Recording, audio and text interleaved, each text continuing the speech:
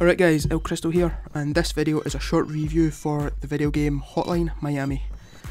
Hotline Miami is a 2D top-down shooter developed by Denatone Games, and it is a fantastic indie game.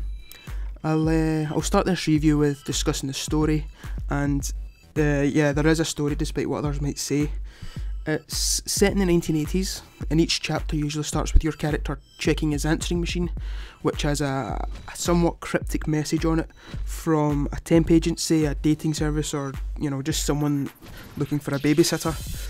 Either way, each message contains an address which you visit and just simply kill everyone in sight.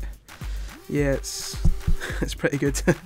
The people leaving the messages on your answering machine are an organisation trying to restore the US into its former glory, and you seem to have inadvertently agreed to be their hitman, and the people you're killing are the Russian mob that's trying to move into the States. So, for the story, I'm going to give it a 7 out of 10. I quite like the story, but it doesn't really seem to play a big part in the game. It doesn't really seem to be all that important, and it doesn't, it's not the thing driving your character. But the gameplay, I thought it was great. It took me a while to get used to the controls, but the fact that you can use a 360 gamepad now, that really helps. It helps a lot.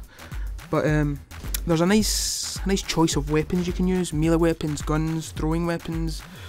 I'm pretty sure you can throw every weapon at your enemies, but you can also barge into doors to knock out your enemies, or you can just simply use your fists to punch them if you want. I'm making it sound rather simple, but it's not. It's a freaking hard game.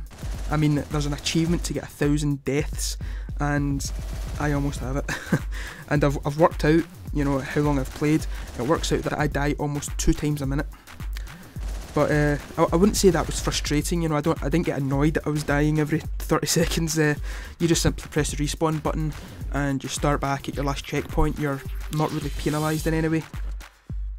Also, I should mention it's one-hit kills, so it's a hard game, a nice hard game. I really like how difficult it is. I mean, the fact that you can kick in a door to take out one enemy, smack another in the head with a bat, and then throw the bat across the room to take out a third, and all it takes is just one bullet and you're dead. So yeah, the gameplay gets a 9 out of 10 from me.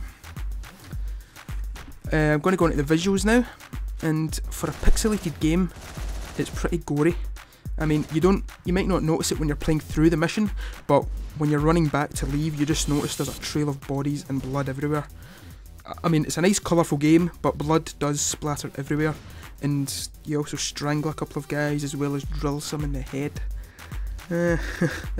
Also, there's a nice sort of psychedelic mirage of colours that sway through the background, which works fantastically with the music, and the music is perhaps the best part of the game. I mean, the game is great, but the soundtrack alone gets a 10 out of 10, 11 out of 10, 12 out of 10. It's just, I mean, when you play it, you'll soon agree that it deserves the Best PC Sound of the Year award IGN have gave it. It's Best Music of the Year, Best Soundtrack of the Year by other, big names in the industry.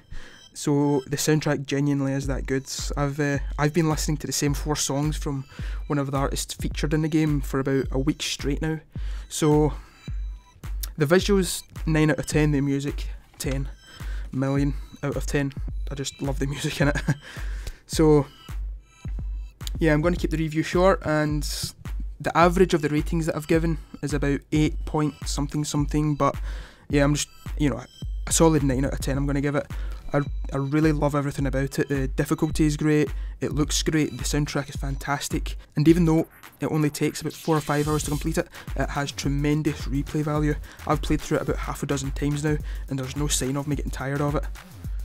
Also, a month or so ago, the developers talked about a DLC, which will be more like a sequel, and they mentioned maybe a map editor being introduced, which I think will work great in the game, and almost needs it. You sort of expect a game like this to have it. So I'm going to give it a 9 out of 10 for Hotline Miami with a beast of a soundtrack.